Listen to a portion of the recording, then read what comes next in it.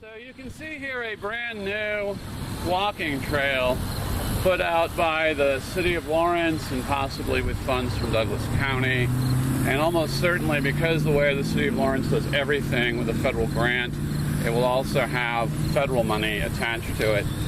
So they've wasted an enormous amount of money creating this trail which goes underneath 31st Street and then it goes underneath the K7 bypass. But as you can see, currently it's impassable. This is what you get when you leave government in charge of flood control.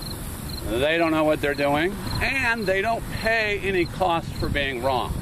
Nobody in the City of Lawrence, nobody in the Douglas County, and nobody in the federal government will lose their job because of this. Nobody will be punished. Nobody will have a fine. Nobody will pay $1 extra except the taxpayer. The taxpayer is forced to pay for garbage like this because this is what the government thinks of us. We're people who should be able to walk down this trail even though it's underwater. You know, humans, who cares? It's the environment that matters.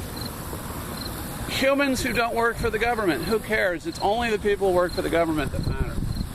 This has happened before. Every time we've had a hard rain in this area, this has happened.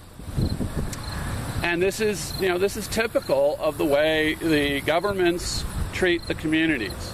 I don't think governments should be. I think they should not be.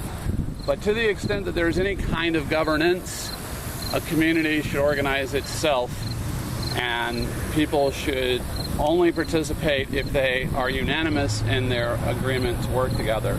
I don't think this coercive manipulation is, well, you can see it's not working. Look at it not work.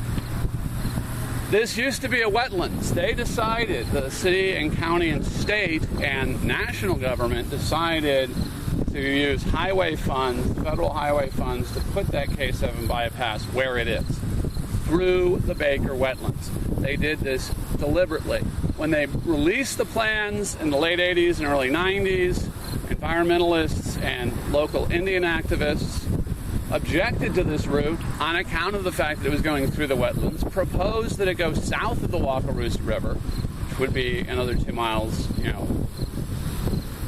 further south from this location. We're pointed almost due south here.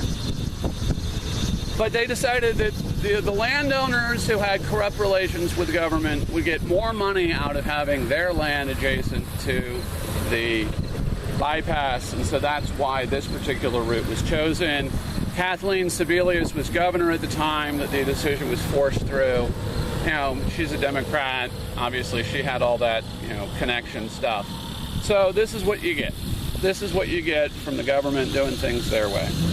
This is obviously not okay, because that fence, that railing goes along and it stays at a constant distance from the bottom. So you can see how deep underwater you would have to be willing to wade chest height or beyond in order to use this as a walkway. So great, thanks government.